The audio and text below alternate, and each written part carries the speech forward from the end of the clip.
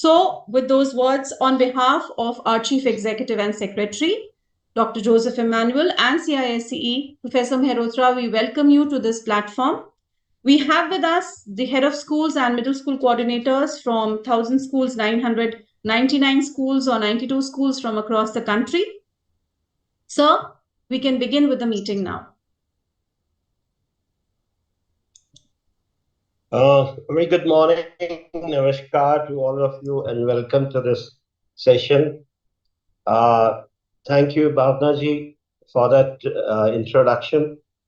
So at the outset, I would like to thank the chairperson of the CISE for giving this opportunity to interact with all of you on a very important topic, which is integration of vocational education with general education. And this is the highlight National Policy of Education 2020. You know, NEP is there now for last 4 years. And we have been working day and night at NCRT to implement the recommendations of the National Education Policy, both in general education as well as vocational education. So I'll be talking about on the reimagination of vocational education, which is, if you have read the policy document, it has been mentioned in para 16 of the policy document that we need to reimagine the vocational education in terms of bringing about that paradigm shift for pedagogy, for assessment, and also certification. And that is why both have a very important role to play now in terms of implementing the competency-based education and training in our country. And also see that the assessment is not just based on the recall or the memory-based assessment that we do, but we have to shift from memory-based assessment to competency-based assessment, where when we say competencies, we mean that it includes knowledge, skills, and attitude, all the three things.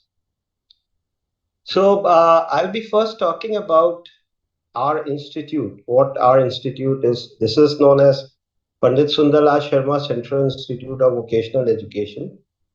This is located at Bhopal. And the mandate of this institute is to provide research, development, and training inputs to the schools in terms of the implementation of vocational education. So my presentation has two major parts. One is I'll be talking briefly about my institute, and then we'll be discussing how we need to develop vocational capacities of the students at the middle stage.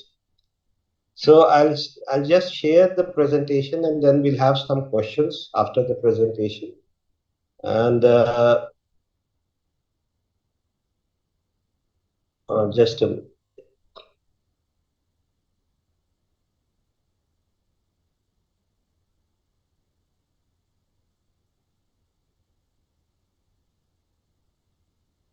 Bhavnaji, can you just allow me to share my presentation? Yes, sir. Yeah. Yes, sir. Yes, sir. Just give me a minute.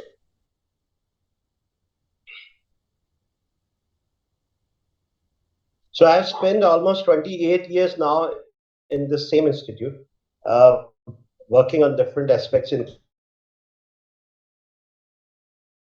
including development of the scheme of vocationalization or education with the ministry. I also worked as a committee member for the drafting of the National Skill Qualifications Framework. I'm also working with the UGC on recognition of prior learning right now. How do we introduce this concept of RPL in higher education? Although it is there now, the guidelines have been issued for the RPL, but then in higher education also we are working on that. I've also closely worked with NCVT on National Credit Framework, providing inputs on that. So A lot of things are going on in terms of implementation of skill-based education, both in schools as well as higher education. And I'm sure maybe in 5 or 10 years, we'll have a lot of changes in this ecosystem. So we've enabled screen sharing. Yeah, I'll just.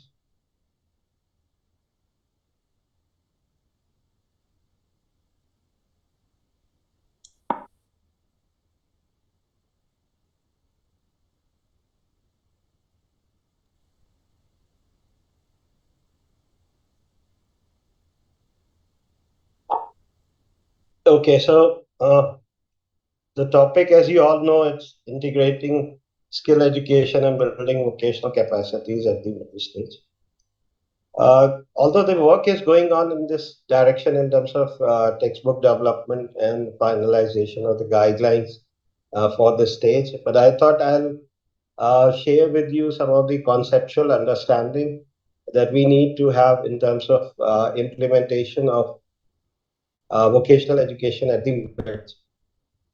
So to start with, I'll just give you a very brief overview of our institute activities. So this institute, as I said, is known as PSS Central Institute of Vocational Education, which was established in 1993. I joined this institute in 1995, and since then I've been there working on various aspects of research, development, training, and extension activities of this institute.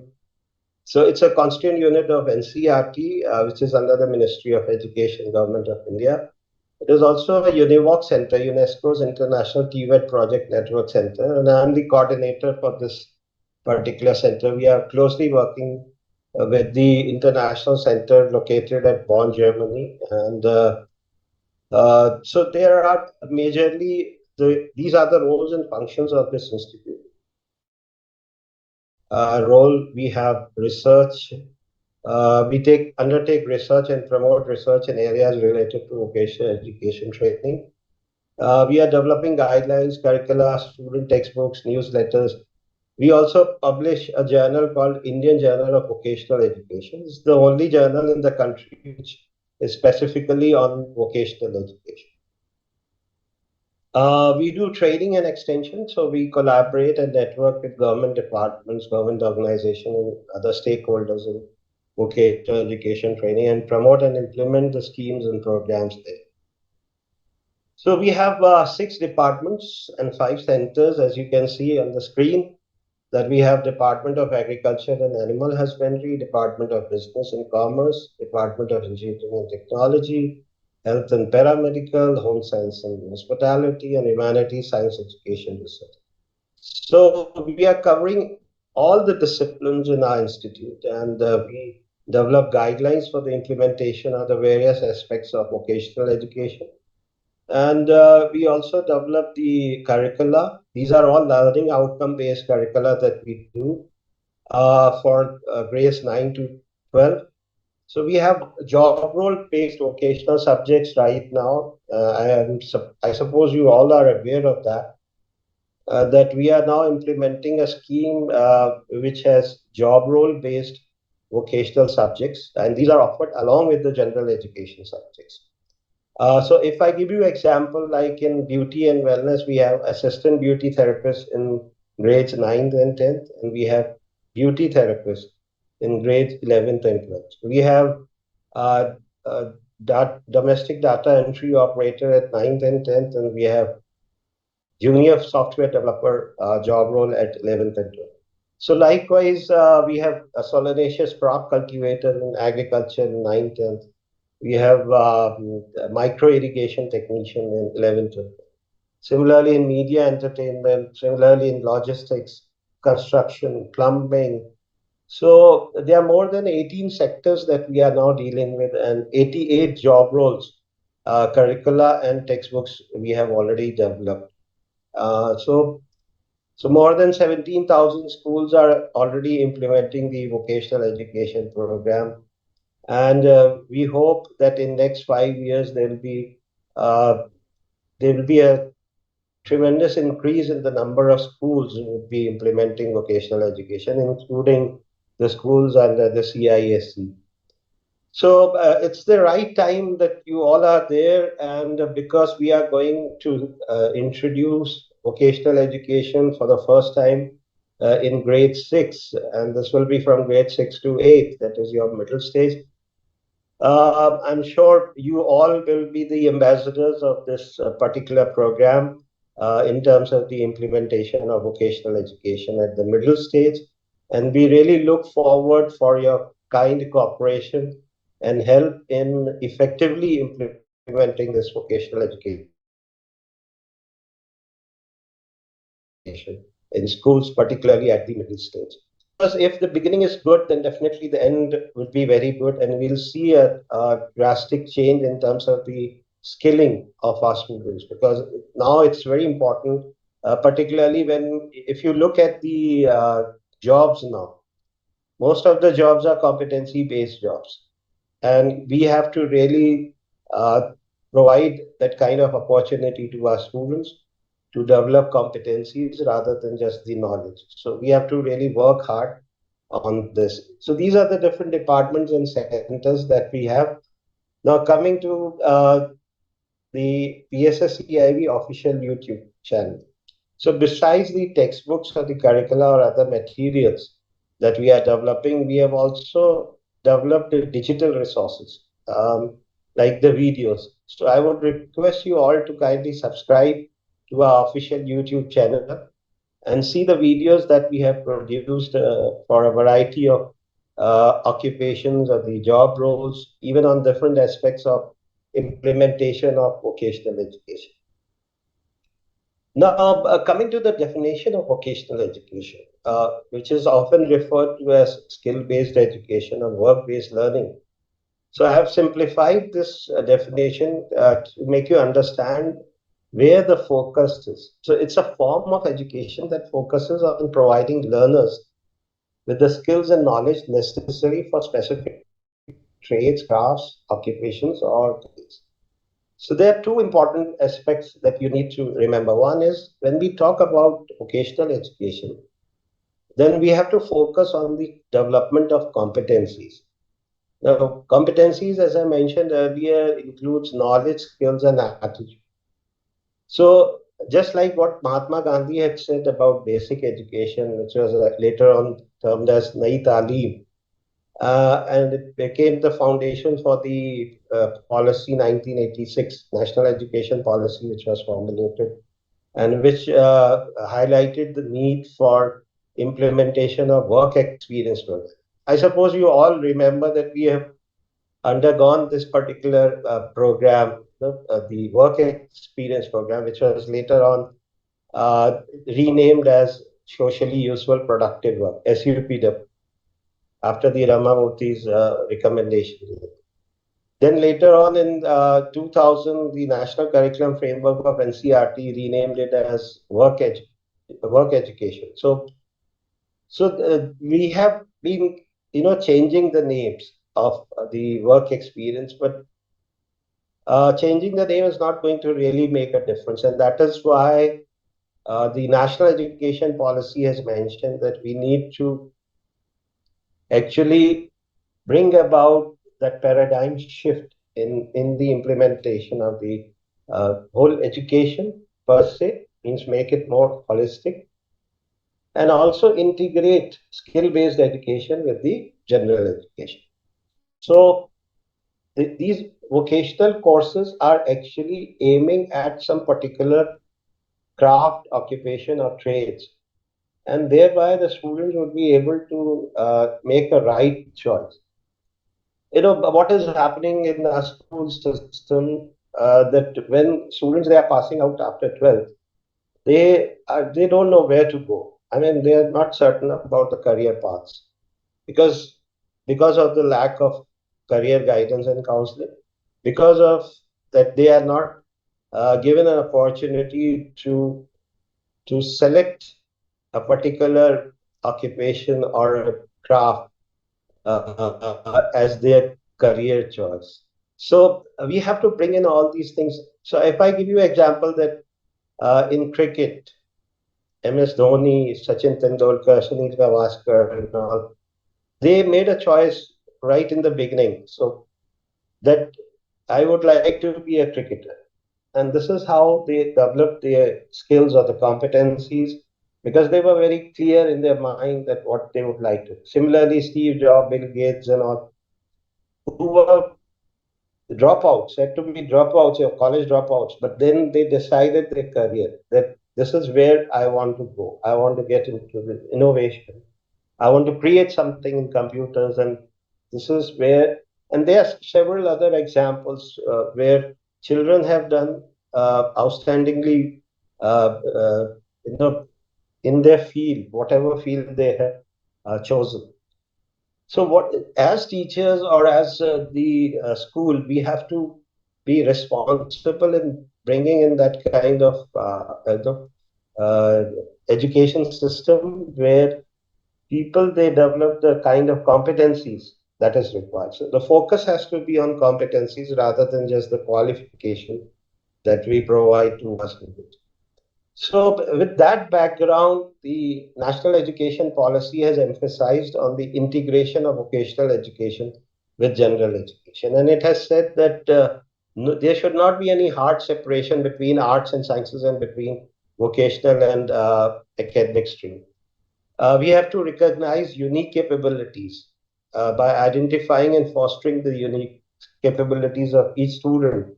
We can bring them into that, the kind of stream that they would like to get into in the later stages of higher education. So, if I give you example that in Mahabharat, Dronacharya, he groomed Arjun as an archer or a Dhanudhari and Bhim as Gadadhar. Why he made that kind of choice? Because he knew that Arjun has a very focused mind and he know how to pointedly get into the target, and that is why you must have read about the story of the bird's eye. So he was asked to hit that eye.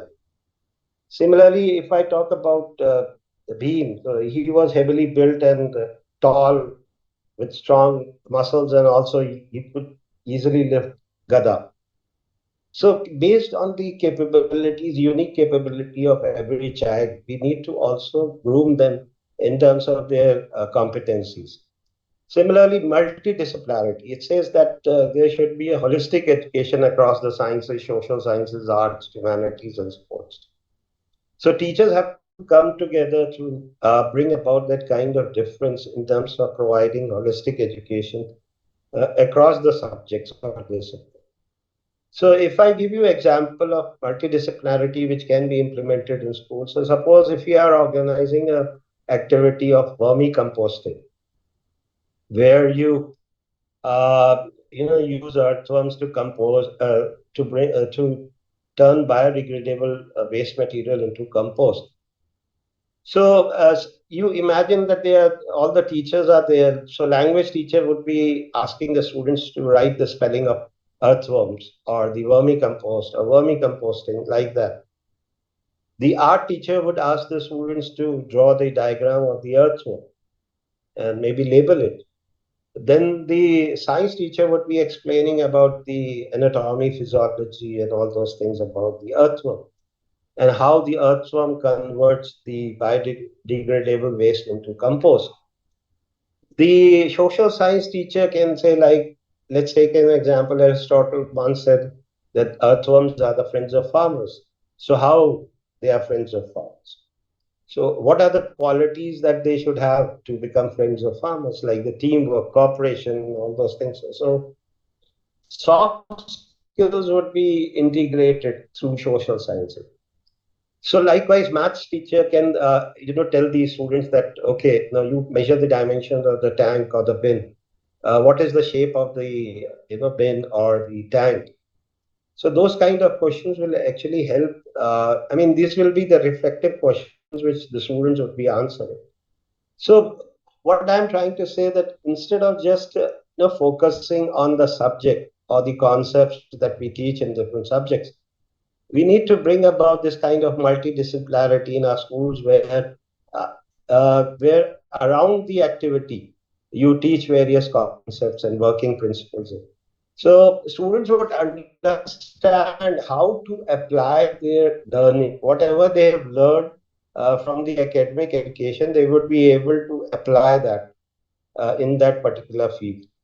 Creativity and critical thinking. So we need to also develop creativity and critical thinking to encourage logical decision making and innovation. Synergy in curriculum. So we have to bring about synergy in curriculum across all levels of education, from early childhood education, school education, and higher education. Now, you might be all aware about this NEP 2020, which says the curricular structure and pedagogy should be now of 5 plus 3 plus 3 plus 4, where we have foundational stage, like your pre-nursery, nursery, and preparatory, and then the grade 2, I mean, grade 1 and 2. So 5 years of that. Preparatory stage, grades 3 to 5, middle stage, grades 6 to 8, and secondary stage, grades 9 to 12. So I'll be focusing my presentation on these two grades, that is your middle stage and secondary stage. Now, when we talk of pedagogy, you as teachers know about the definition of pedagogy, which is like it is the art and science of teaching. But when we say vocational pedagogy, it also includes the craft of teaching. So skills and practice of teaching has to be there. So the more you practice, I mean, the expert you become. So you start from the beginner or the novice, you get into that expert. So you have to be proficient, and then you become so beginner, proficient, and expert. These are the three stages. Similarly, when I talk about skill development stages, so what are the three stages in skill development? So first one is like cognitive stage, where you give the knowledge about the system. So let's take the example of bicycle. Now, all of you must have learned how to ride a bicycle at an early age, where your parents or the trainer would be helping you to sit on the seat, do the balancing, So before that, he or she tells you about the system, how it works, the bicycle, the handle, pedal, wheel, spokes, hub, all these things, chain, so that you acquire that cognitive knowledge or the cognitive skills about that particular bicycle. So that is the first stage where you have to start skilling. The second is your practice fixation stage, where you ask the rider to practice every day, sit on the seat and then do balancing, do the riding and all those. Then comes the autonomous stage, which is the final stage where if you practice a lot, you are able to ride the bicycle on your own. You don't need any assistance, and then you can even do a lot of maneuverings and all those things, which generally young children they do. You must have seen this how they lift up the front tire and they do balancing, even acrobats and all those things. So, what I'm trying to tell you is that whenever you are doing skill training or skill based education, you need to start with the cognitive stage, then you take them to the practice fixation stage, and then the autonomous. So, once they reach the autonomous stage, they become expert in their field, like even if you are teaching cooking or doing some gardening activities or vermicomposting activities or housekeeping activities in your school, so you will be exposing them to all the tasks which are being done by the people in the world of work, and that is very important. So we have to provide vocational exposure to our students, about the various tasks, who are the people who are doing those jobs, like fire brigade and all those things.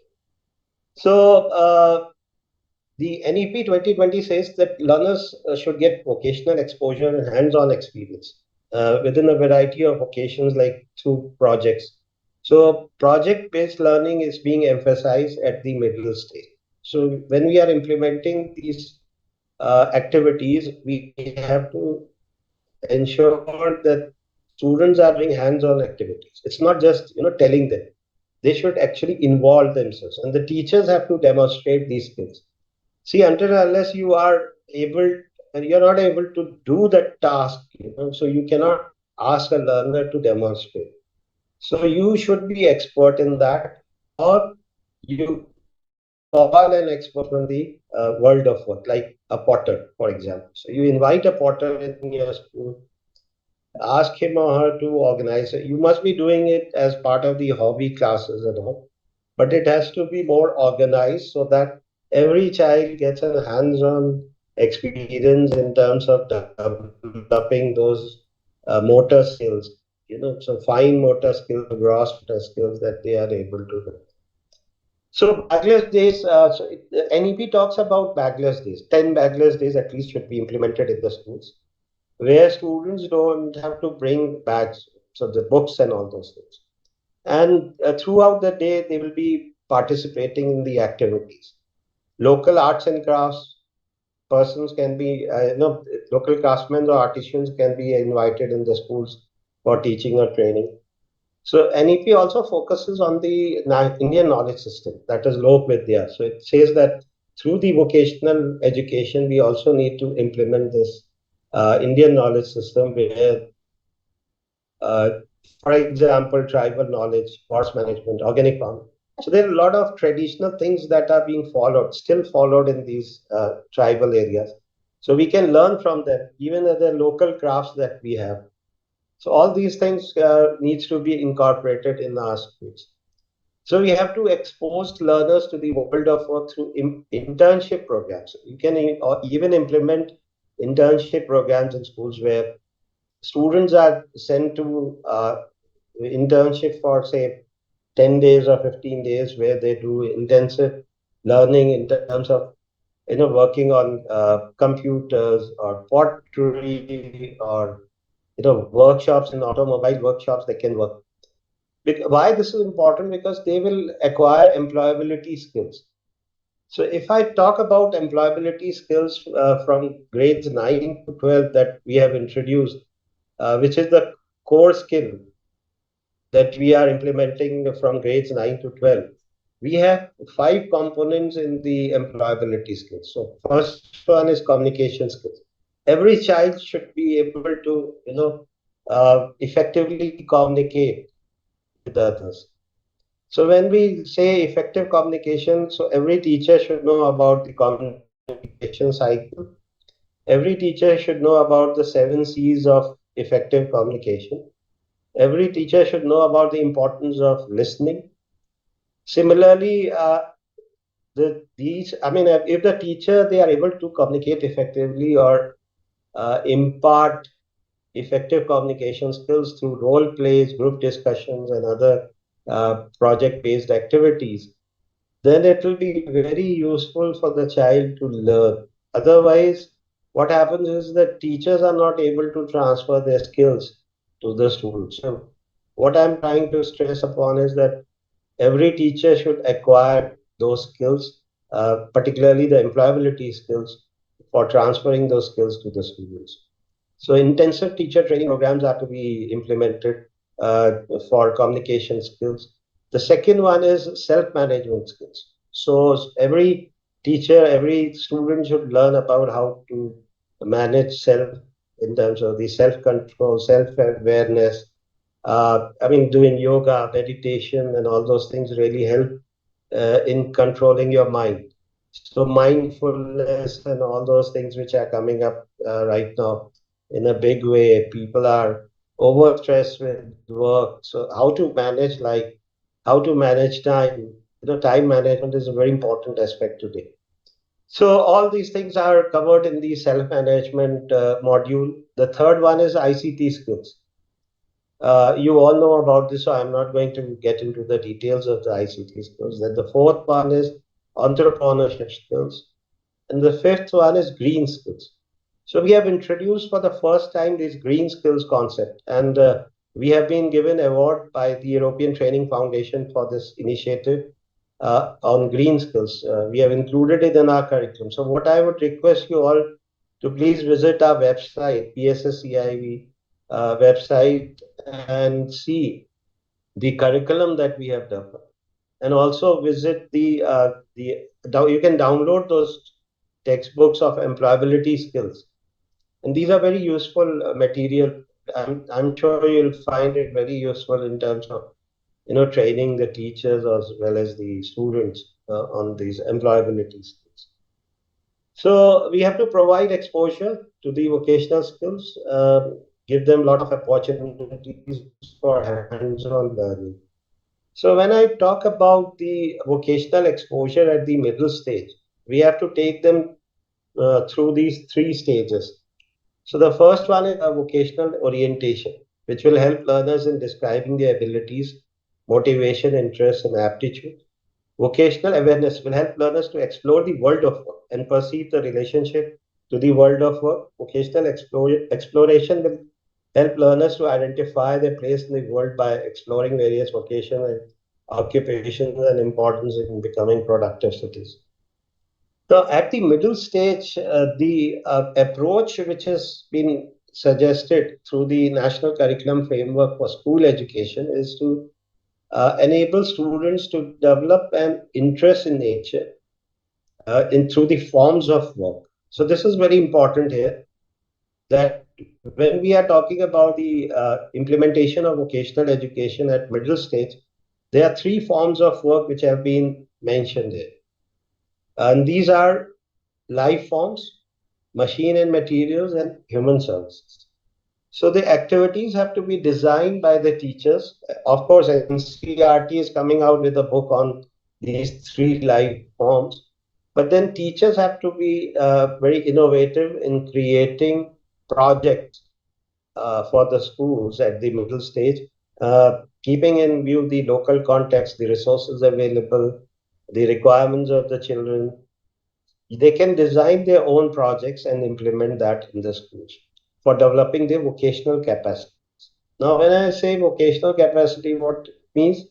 It refers to the skills, knowledge, and abilities that individuals develop before entering formal vocational training or education. These capacities are often seen as foundational or preparatory skills that can help individuals succeed in vocational education training programs or in the workforce.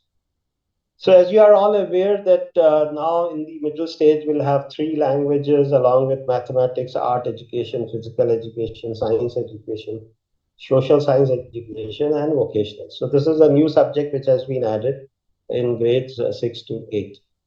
So each subject area has its own set of learning standards representing different forms of knowledge, and they are expected learners are expected to gain a formal understanding of each subject's nature and inquiry methods.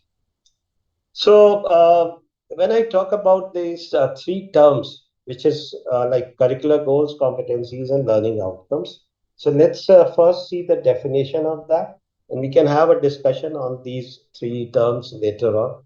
So curricular goals are statements that give directions to curriculum development and implementation. They are derived from aims and are specific to a stage in education. Goals are broad, general statements that indicate desired learning outcomes.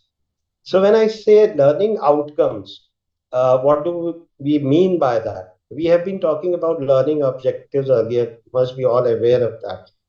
But when it comes to outcomes, we have to include both the know and do aspect of it.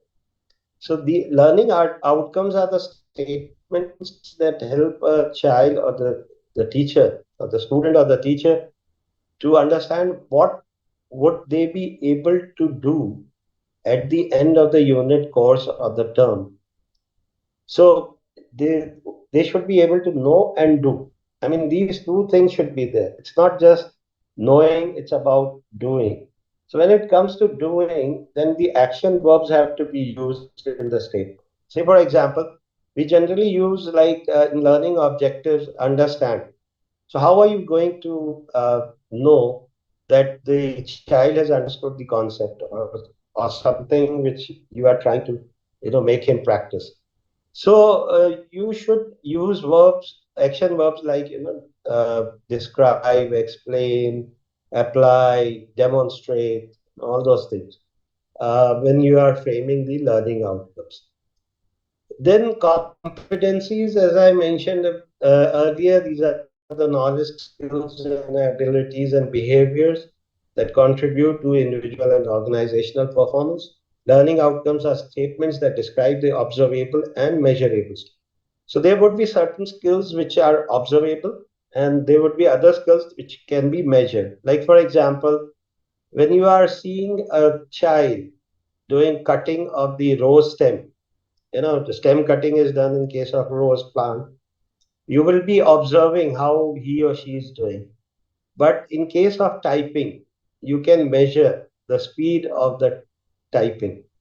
So there are now softwares available like Typing Masters and all, where you can measure the typing speed.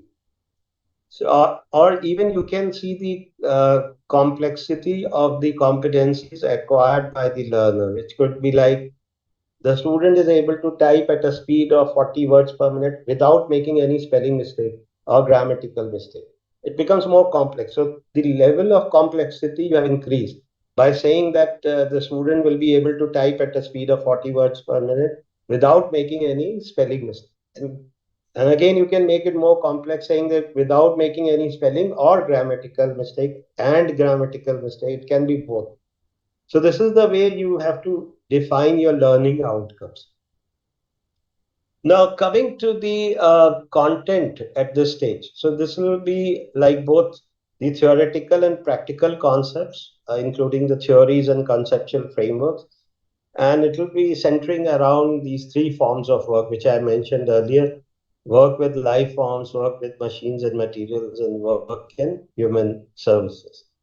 Project-based learning will be implemented, as I also mentioned earlier, that under these projects, there will be several activities, like, for example, in kitchen garden activities that you can organize in schools. So students would be doing composting. They will be also laying out the nursery or the kitchen garden. They will be doing field preparation. They will be doing sowing, then planting or transplanting of crops, potting, depotting, or repotting they would be doing. Then after that, plant care and maintenance, and finally harvesting of the crops. So through that process, they will learn a lot of subject oriented things like science, social science, and all. They will be working in teams. And these projects have to be done in groups. I mean, we should not focus on individuals, but rather on groups. So you have to make groups for doing these projects, and each group would be presenting their findings after the activity. And there's a holistic progress card, which has been, I mean, the guidelines for the holistic progress card has already been published by NCERT, and it is available on the website of NCERT. So I would request you all to kindly download that HPC guidelines and go through it. What are the various parameters which have been given? So I'll be giving you at the end of this presentation what is the content of the HPC guidelines. But you need to go through that critically so that you understand what are the various parameters that we need to look at in terms of the competency development. So when you are designing your activity or you're developing that activity for the performance of the students, then you can use this prepare, do, reflect model, where you prepare means you do the planning, gathering resources, setting objectives, and laying or doing the groundwork of the project. Then you do it, ask the students to do the task. You should also get involved in doing the activities. Otherwise, you won't be able to become a role model for the students. So you need to also do those tasks, not just supervising. And this is what Mahatma Gandhi in his autobiography, My Experiments with Truth, has mentioned about his experience at the Tolstoy farm, where he saw that the teachers were actually asking the students to do the activities, not doing themselves. And he said that the teacher has to be a learner. You need to do or experience things on your own rather than just depending on others for telling. So teachers have to be a lifelong learner. So keep on doing activities along with the students so that you also experience about the nitty-gritties of those tasks involved in this. And accordingly, you can also modify the curricular goals and learning standards as per the requirements of the activity. Then you have to ask students to reflect on those, whether they like the activity or dislike the activity, which activity or which task they like most, what was the new learnings that they have experienced. So all these kind of questions that you can ask as a teacher from the students. So instructions at this stage should balance direct teaching with opportunity for exploration and inquiry. Prior knowledge and learning from mistakes are emphasized, and there is a focus on the methods of inquiry within each subject area. Emphasis is on hands-on learning and practical skills. Now, what are the various skills that you need to focus on? This is very important aspect. The reason being that you just don't have to focus on one particular skill, but you need to see how these skills are being developed, whether these skills are really being developed or not, what were the barriers, what resources or additional resources you would require in order to develop these skills. Those aspects will come when you experience organizing these activities or projects. So sensory skills you have to develop cognitive skills, psychomotor skills, and affective skills. So these are the three domains of learning. You all know, I suppose, as teachers, you know about this factors affecting learning. So you have to really look on all these aspects when you are implementing vocational education at the middle stage. Now, one of the very important aspect that you need to look at is the basic literacy and numeracy. What is happening is many children, they are not able to write properly. So we need to focus on that. Communication skills, problem solving abilities, technical abilities, career exploration, health and safety awareness, self management skills. I mentioned about this earlier. Now, when it comes to the domain specific activities, like activities related to vocations or sectors like agriculture, IT, ITS, and all. So, gardening and horticulture, food preparation and cooking, these are the various activities that you can organize in the form of projects in your schools. You can also do a Kaushal Mela or the skill fair in your school after organizing these activities so that children they are able to showcase that and they also learn the business skills. So if they are making products, if they are selling it in the fair, they will be able to know how to calculate the cost of the product. So more of entrepreneurship can be implemented through this Kaushal Mela or Kaushal Utsav, which you can organize in your schools after these activities. Introduction to coding and programming, so basic swing and introduction to electronics, graphic design, 3D printing, automotive maintenance. So the National Curriculum Framework for School Education places a strong emphasis on assessment and evaluation, practices that promote authentic and holistic learning.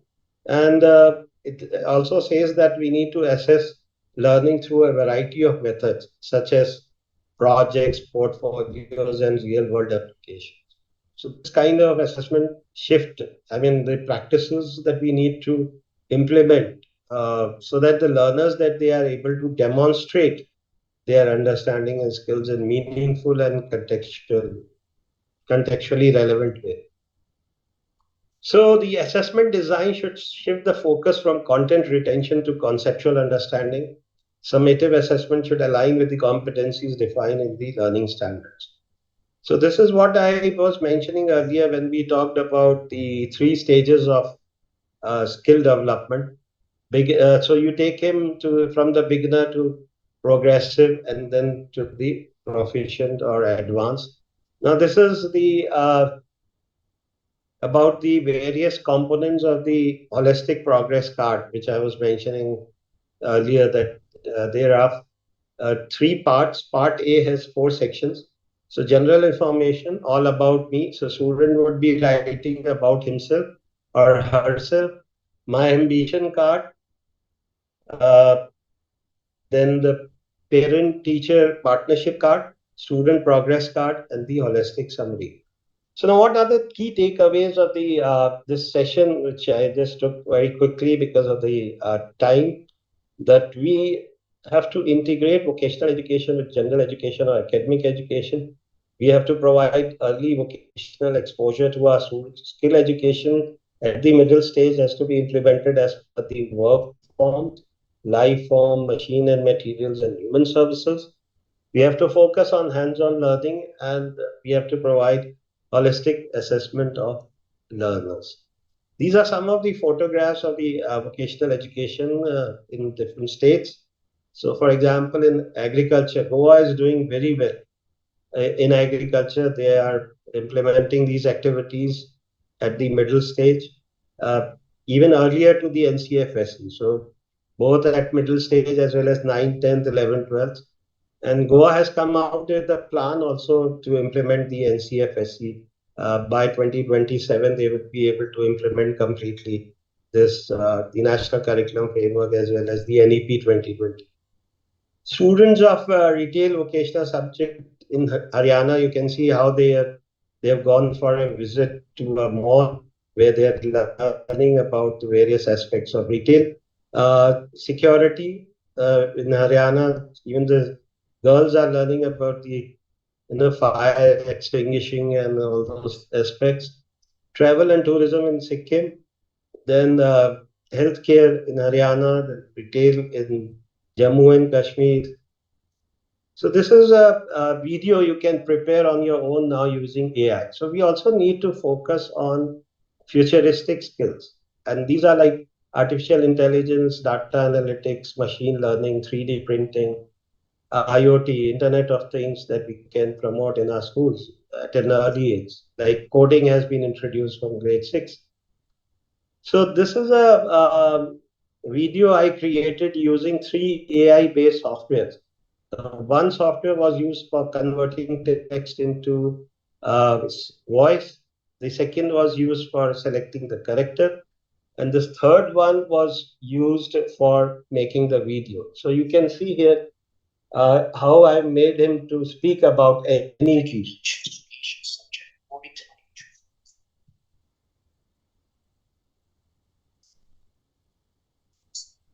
So it says now I can choose the vocational subjects according to my choice. And thank you very much, National Education Policy 2020, for making it possible. So this is how you can also make videos. These are the two major documents I just included in this presentation. Kindly go through these two documents. It will really help you to understand how to implement the vocational education at the middle stage. NCRT is bringing out the new books, and I'm sure you are all aware about this. And thank you very much for that patient hearing. So we'll take a couple of questions. So if time permits, I'll show you some videos also, which will help you to understand how effectively the countries like South Korea is implementing vocational education. Thank you. Thank you so much, sir. Thank you for that wonderful presentation and your enlightening words. I hope that the principals have been able to assimilate, the middle school coordinators have been able to assimilate how to plan ahead for the vocational education. So we are checking in the chat box if there are any questions at this point. So there was a question about from where we can get access to these resources. And we have shared the PSSCIV website link in the chat box for this.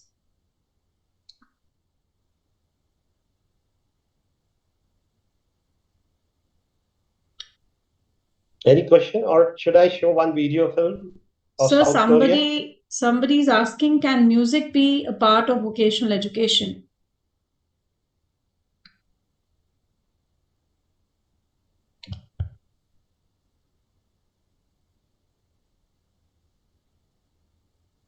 I think we have a connection problem here.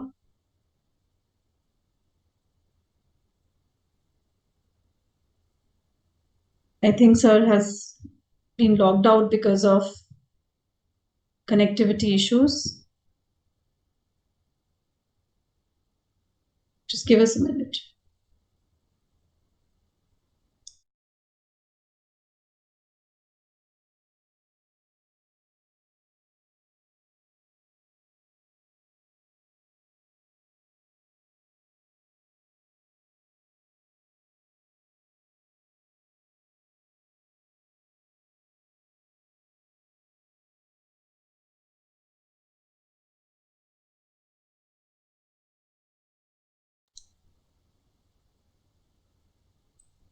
All right. I think we've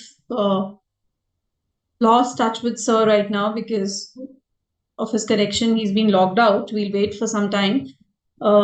Yes, so thank you so much for the patient hearing. We are going to note down all these questions you are putting in the chat box, and we are going to answer them for you. We will maybe take out a document on all your queries that you are putting up right now.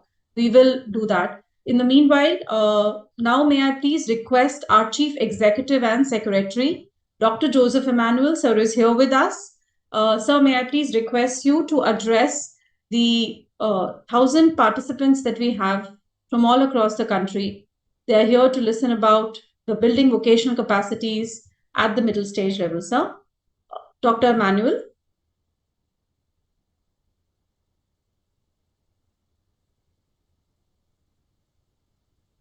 Parul, I hope they can unmute.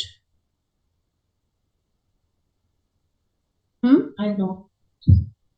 Okay.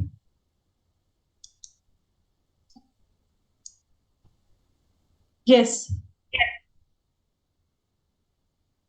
May I request everyone else to be on mute, please? Yeah, thank you. Thank you, Dr. Bhavna. Thank you, Dr. Bhavna. Can you hear me? Yes, sir. You're quite audible and visible, sir. Yeah, thank you so much. I think we lost connection with the Dr. Malhotra. Yes, sir. Yeah. So I was listening the wonderful speech given by Dr. Malhotra. Thank you, all the school heads, for joining us on this platform in the morning. So it was very informative, and it has given us a roadmap for implementing vocational education from middle stage onwards. It's a great challenge before us. And when we heard Dr. Malhotra, we understood that the shift of education after EDP 2020 is shifting from content-based learning to competency-focused education. So competency is taking over knowledge and content. So what children can do after learning something, that is giving more importance, that is getting more importance than what the child is learning. So identifying and fostering the uniqueness of every child and providing learning opportunity as per the pace of every learner, these are the thumb rules of NEP 2020. So the council will be helping all its schools to implement vocational education or the skill education from middle school onwards. We will be helping you in designing multiple courses like artificial intelligence, robotics, data science, computer science, and multiple areas. And gardening, machine shooting, and other areas are also there. Everyone can choose the introductory courses according to the need and interest of the students in your schools.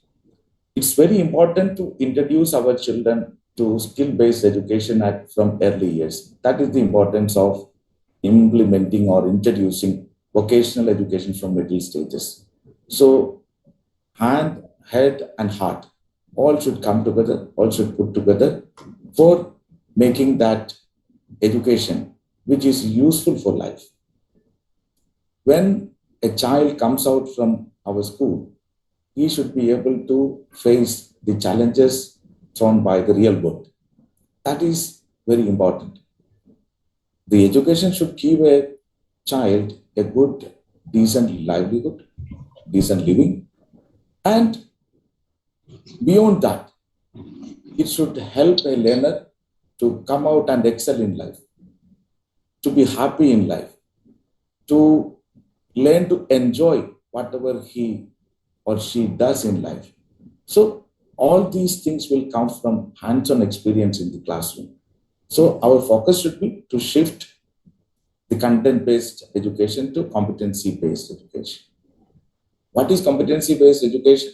To make the learner capable of doing the concepts learned in the classroom in real life scenario. So multiple ways of doing it, how to measure it, every aspect has been explained by Dr. Malhotra. I have been listening to him. So creating creative and critical thinking abilities, different way of measuring performance of learner, understanding of the learner, all will be part of our vocational program.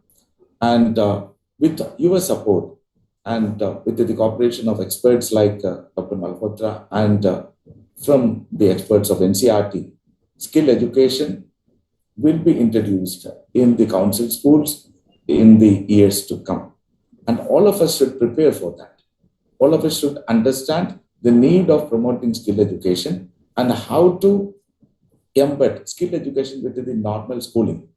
So, as per the new national education policy, there is no hard separation between academic and vocational subjects. So, academic and vocational all should go hand in hand. The multidisciplinary approach, the interdisciplinary approach, all should be brought to the classroom to achieve this objective, great objective. So, thank you so much. We will interact more in the days to come, and we will also organize more and more such informative and educational workshop for our schools and school heads, so that you are fully aware and fully prepared for introducing vocational education in our classroom. Thank you so much. Dr. Emmanuel, sir, Professor Mehrotra has been able to join in. Professor Mehrotra, are you here with us now?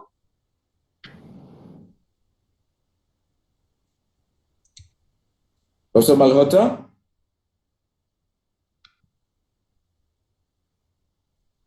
Give so him you some can more time. Yeah, give him so some you more can time. Unmute.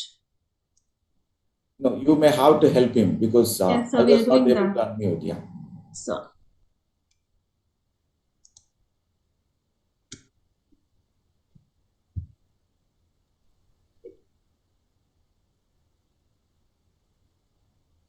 Yeah. So Professor thank you. Malhotra, Good thank you morning. so much. Yeah. Good morning, and Yeah, thank you so much. And thank you so much for sparing your valuable time with us and our principals from all over the country. It was great pleasure listening to you. Great listening to you. We will continue our association, and we will seek your expert advice in implementing, the vocational modules in our middle school classes as well as at the secondary and senior secondary level. Dr. Malhotra, you must be aware, we are one of the board still continuing with vocational education and assessment in the system. So beyond that, how to propagate vocational education or the skill education, and how to bring the best ability, best capability of our children. So the most important aspect is we have to change the mindset of the parents first. Because we all know that there is a social stigma attached to the vocational education, and this has already been there for years together. So changing their mindset would definitely bring about that kind of change that we are envisaging in the future, particularly when it comes to the implementation of the National Education Policy 2020, which says reimagining vocation. So how do we reimagine? I mean, this is a major challenge before us. So the first thing that we need to start discussing about it in the schools, in the parent-teacher meetings, and in the classroom, so that this discussion will bring more and more ideas together, and how to take it forward, so that voluntarily we may also get the support and participation of the students and parents. So you are rightly said, there is a stigma attached to vocational education. But when the parents and students understand that the capability of doing something is more important than knowing something. Right. So gradually, this stigma will give away to accepting vocational education or the skill education. So let us start bringing this discussion into different forums, so that, let us bring synergy and acceptability of this program in the schools. And also, you understand the public school system in India.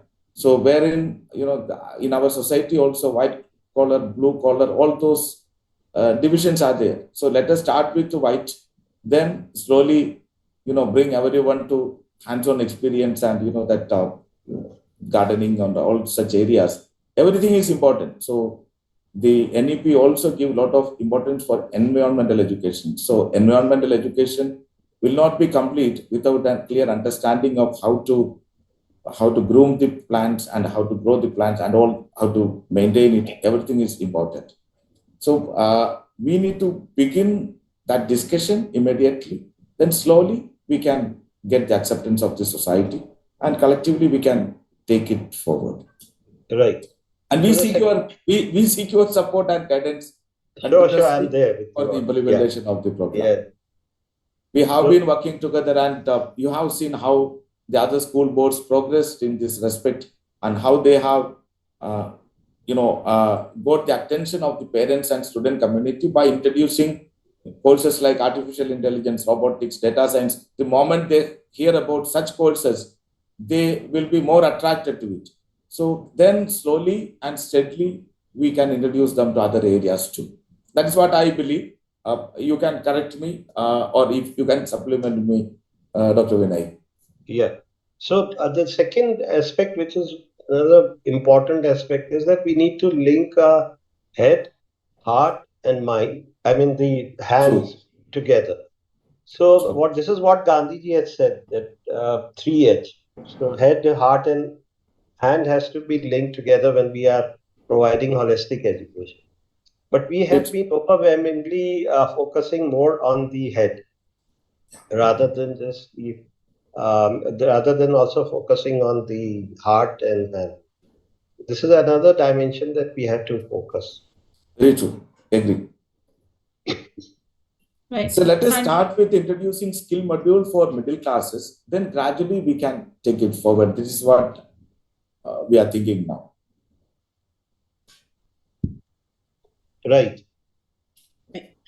Thank you so much. Thank you so much. Let us view the video of Professor Malhotra. And thank you so much, Professor Malhotra, once again for thank you so much for and sharing your views. Thank you so much. Yeah. Thank you. Namaskar. Thank you very much, sir. Okay, now may I request everyone else to be on mute. Thank you so much, Dr. Joseph Emmanuel, sir, for your encouraging words and for showing the right direction in which we all have to proceed now. Sir, we will now proceed with the second part of the session, where we will discuss with them how the annual school academic plan has to be made, and how the 10 backlist day activities have to be incorporated for the building of vocational capacities, how we have to modify them, how we can use them, utilize that time, and what are the directions given by the National Curriculum Framework as per the timetable of the school, and how much time should be given for the vocational education in school at the middle stage. We will also be discussing a few activities now, sir. So with your kind permission, may I proceed with that? Please go ahead. Please go ahead. Thank you, sir. So, dear participants, just give me a moment to share my PPT.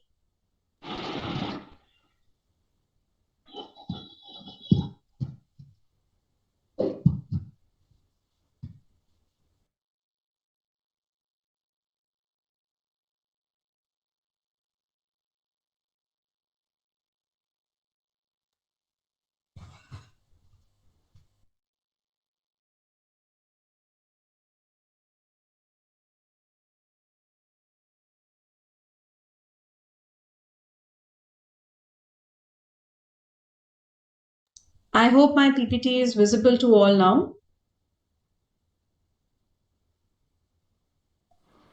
Yes. Thank you so much. Thank you. So let us now proceed towards discussing how we can utilize the 10 backlist day activities for implementation of vocational education at the middle stage level. So as you're aware, Professor Mehrotra also spoke about the NEP guidelines for the schools. So if you look at this particular slide, dear participants, you can observe that there are certain portions that are in bold. The reason for this is that we want you to focus that, first of all, it should be a fun course. It should not be another course that would add burden to the curriculum that the children are already studying. So we have to ensure that it is a fun course, and it should involve giving some awareness to students about the various vocations that are there in the community around them. And these 10 bagless day activities, they can also be used for giving some kind of internship with the local artisans, with the local manufacturers, with the potters, the gardeners, even the people in your school. So the gardeners in your school, the electricians in the school, if a very structured program can be prepared, then the students will be able to look at all of these skills of everyday living that they need to learn, these competencies that they have to build.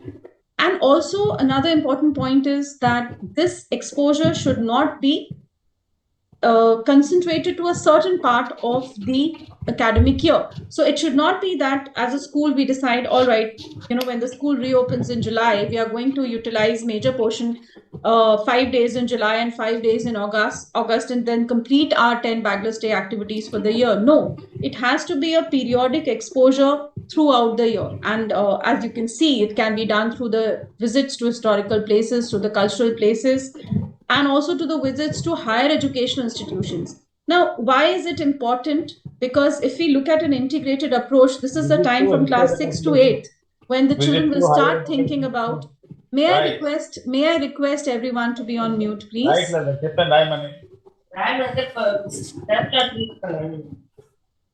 చెప్పిన point I will have to mute all. Yeah. So one has to understand that this is the time from class 6 to 8 when children start thinking about the world of work. What is it that they want to do? And as a school, it is our responsibility to expose them to the various vocations that are available in and across the community, the society, the district, the state that they are in. Another very important thing that the NEP has spoken about is that it is not that these 10 bagless day activities have to be all offline. They can also be in the online mode. So certain courses can be administered through digital pedagogy. For example, let me give you an example of a very wonderful, wonderful course which is being run by the UN Education Institute, which is the Mahatma Gandhi Institute for Education and Peace. And through their digital pedagogy platform, they are enabling social, emotional, and ethical learning programs for students and teachers. So when we were going through the chats right now, there were questions that the teachers should be first trained on these particular things. So you have several online courses for teachers, these short modules where they can access the modules, they can learn, and they can also get certified. So these 10 bagless day activities can also be done through certain online modules. And as I mentioned, they should be spread all across the year, not concentrated in a particular time in the calendar. Moving on, after the NEP, what was it that the National Curriculum Framework spoke about? The implementation of these bagless days. So they have given very clear directives as to how. I think my PPT, just give me a second. It's got a little stuck. Yeah. So the National Curriculum Framework School Education has clearly spoken about this, that this particular time should not be a waste of time. Many a times when we are looking at utilization of these 10 bagless activities, yes, definitely there is a rationale that it is going to allow the children to unburden themselves for those 10 days. They will not carry the school bags and they will not be going through the academic rigor. But at the same time, these 10 bagless days activities should not be taken as something that, okay, we need to just do something in the school and then utilize. This time has to be planned properly. So as Professor Mehrotra said, that there are phases to it. So there is a preparation phase, there is a planning phase, and then there is a reflection phase. The curriculum of the school should not just be inside the classrooms. The curriculum is actually the sum of all activities and all experiences the children are having in school. So definitely these 10 bagless day activities, we should try that they should be maximally done outside the classroom. And it should be a part of the school annual calendar. When we take out the school almanac at the beginning of the year, we should be in a position to place these activities in the academic calendar and transmit this information to all the stakeholders, to the parents, the teachers. And all teachers of the school should be involved in planning these activities. Sir, Professor Mehrotra spoke about this, that teachers should be lifelong learners. In fact, why teachers? We all should be lifelong learners. And it's only and only when the teacher is going to actively engage in the activities themselves, then only the students are going to look at them as role models and they will follow them. So these 10 bagless day activities, 10 in class 6th, 10th in class 7th, and 10 days in class 8th, these 30 days should be utilized as big opportunities for building relationships, for nurturing the mental health of students. Can I request you to please mute yourselves? Thank you.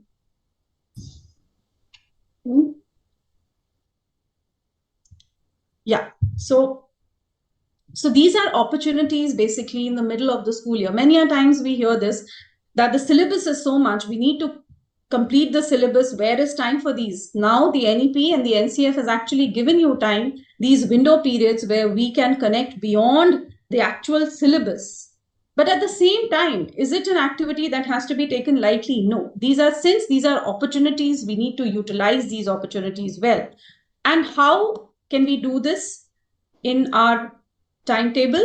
Let us look at the goals, the curricular goals and competencies for vocational education for the middle stage. So these have been given in the National Curriculum Framework. What is the goal of vocational education in infusing vocational education at the middle stage? So it is, first of all, developing the basic skills and knowledge of work and associated materials and procedures. As I said, this is the time when children are now exploring. They have found their identity. They are building up. They are realizing what their interests are. They are also understanding the competencies that they already have. And they are looking at the world with a new vision. What is it? Where is my place in this world going to be? So here comes the chance that the school has, the opportunity that the school has to expose them to the various vocations that are around, in and around the school, in the community. And also another curricular goal is to understand the place and usefulness of each skill. Here we bring in value education. This is something when we talk about integrating vocational education and with the school curriculum.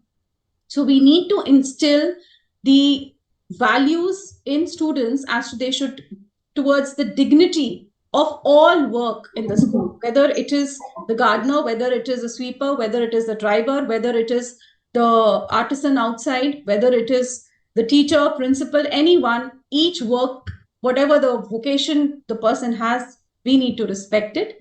And to develop certain essential values and dispositions. Professor Mehrotra spoke about the soft skills that are required for every vocation, for every profession. We all know that apart, I think you all must have heard of emotional intelligence and social intelligence being more important than the actual intelligence if a person wants to actually excel in the field of work.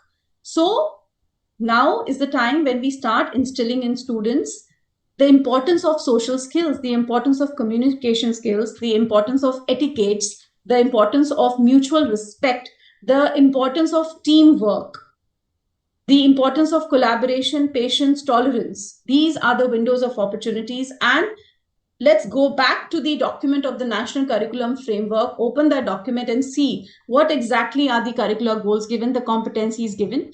The curriculum framework offers us, the schools, the flexibility and freedom to build our learning outcomes based on the activities we choose to do for the 10 bagless days. And based on that, you can build your learning outcomes.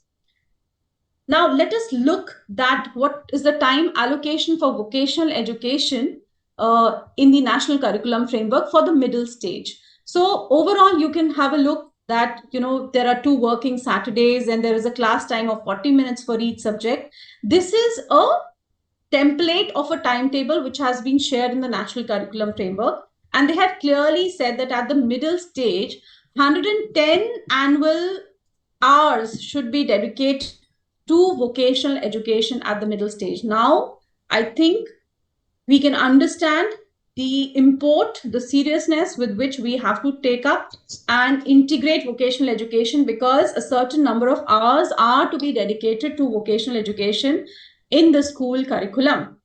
So these particular documents are all available. This timetable is available in the National Curriculum Framework. We will also be sharing, the last slide, I will be sharing the references, the bibliography from where we have taken this material.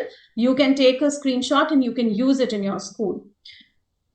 Now let us look at some of the exemplar activities for class 6th, 7th and 8th. The snapshot of this particular slide that you all are seeing, dear principals and teachers now, is from a document that is being built by the RDCD on the 10 Bagless Day activities. We will soon be in a position to share this document with all schools through our website.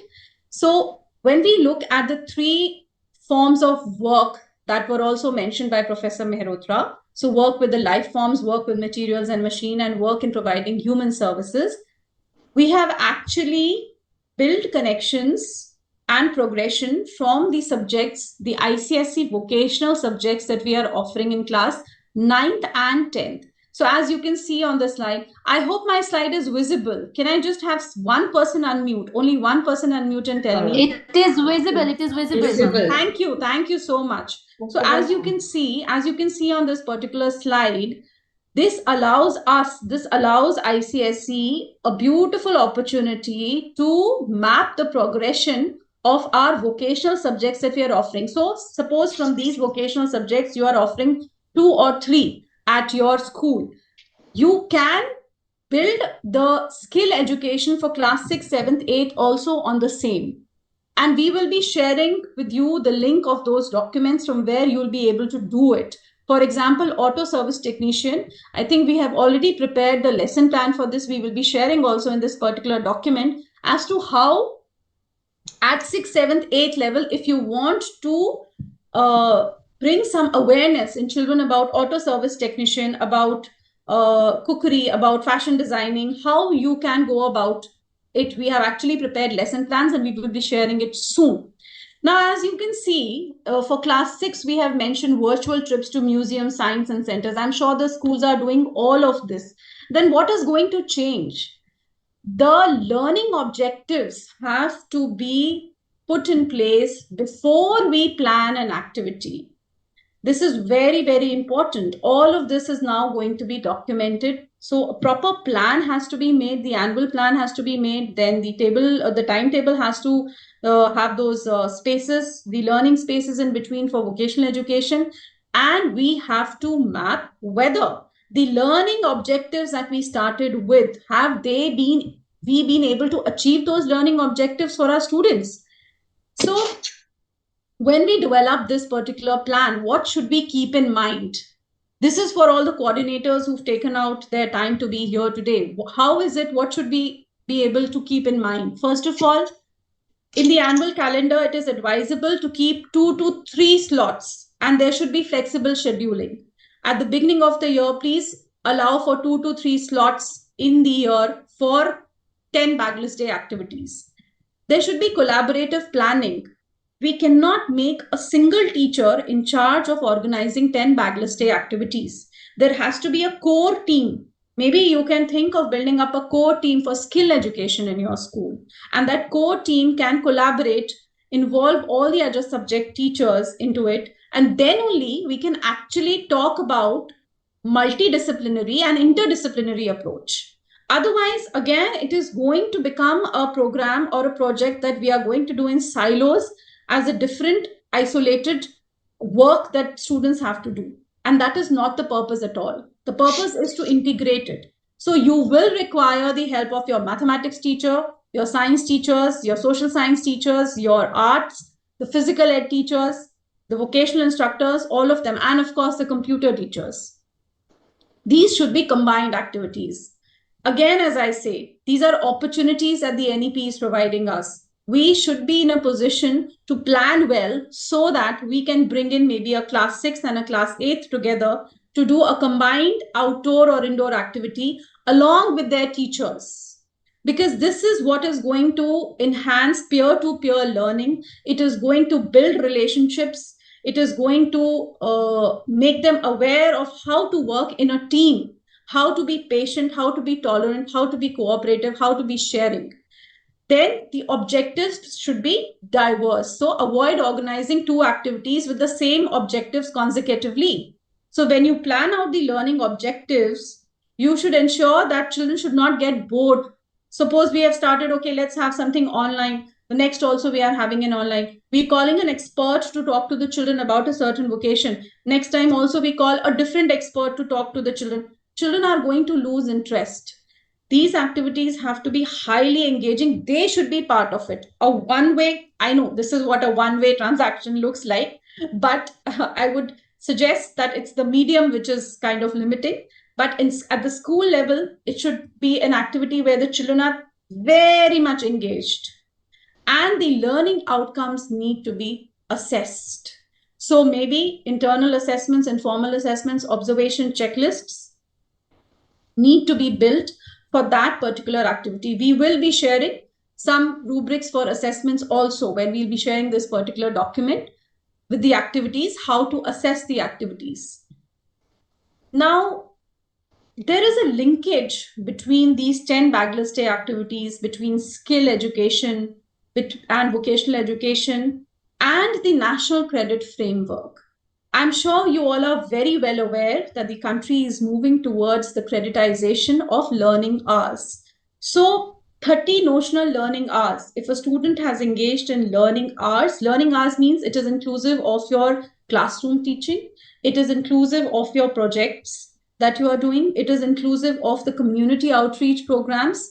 It is inclusive of the group work that the students do. So if on a particular topic, the child has spent 30 notional learning hours or on learning a particular skill, then the child can be given 1 credit point. So who can give this credit point? As of now, we are moving towards this creditization of scholastic and co-scholastic activities. In future soon, we will also be giving out guidelines on this. As of now, at the school level, the requirement is that when we plan the activity, we plan in that the notional learning hours. What are the notional learning hours for all students during this activity? Then we should be able to record and document which student has given how many notional learning hours for this particular activity. For example, in class 6 to 8, we decide all children are going to attend an active module on robotics and artificial intelligence. Maybe you can call someone from outside and have an expert on robotics and AI, and in your school auditorium, maybe get in some kits, a few robo kits, and arrange an activity where they're all engaging. You should be able, so what is happening is class 6 is doing for a certain week. Next week, class 7th is doing. After that, class 8th is doing. You are maybe increasing the level of engagement or the level of difficulty for students. So now all children who were present that day in school, class 6, 7th, and 8th, whenever they had, that means they have done the activity. But is doing the activity and being a part of the activity enough? It is not enough because assessments need to be done. Whether the child has actually acquired, and if the child has acquired, at what level the child has acquired. For example, whether it is at the beginner level, whether it is at the proficient level, efficient level, this needs to be ascertained. All children are going to get the credits for these notional hours of learning, but the credits will be given to them only when the assessments happen and they pass the assessments. So it is important. Why am I sharing this with you? Because it is important that the schools now start maintaining a database of what were the skill modules or what were the skill-based activities or 10 backlist days activities that our children have undertaken, how many notional hours of work they have put in, and then what would be the credit points. as the whole system is moving towards the creditization, we will then ask the schools to present this data to us. So, these are you can please feel free to take a picture of this particular slide, because here we have mentioned the resources from where we have studied this bagless day activity in vocational education, and from where you can get a lot of help with a lot of exemplar activities made mostly by PSSCIV. Last of the seminar, you talked about giving assessment to the children on the basis of activities or skill-based programs they have attended. And the schools can be asked about the database they are keeping, the record they are keeping, that whether the children they have attended those workshops or not. I actually didn't get that on what basis we can award them points or how we can prepare that database. Okay, so it is basically this, that you need to document that you undertook the 10 bagless activities during the academic year, and what are the various activities that were part of that, and what were the learning objectives. And you could make the list of students available there, that these were the students who have participated in that activity. What were the observations? As I said, there has to be a rubrics of assessment whether the child was able to. So when we talk about holistic development, holistic assessment, we are talking about holistic assessment of all activities. So whether the child, so there can be a observation checklist by the teacher, whether the child was being able to work collaboratively with others in the team, whether the child is the child being able to, somebody has started screen sharing. Just allow me to stop this. Can I request who is this person? Please stop sharing the screen. Just give me a second, please.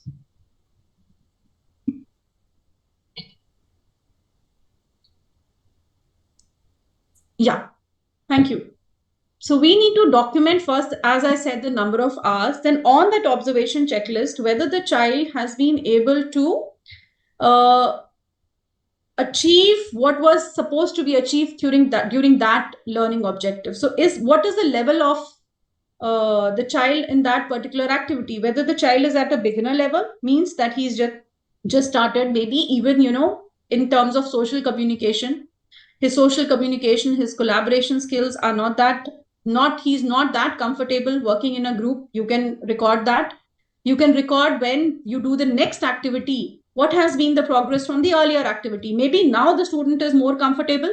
Maybe there is a child you have who is not very good.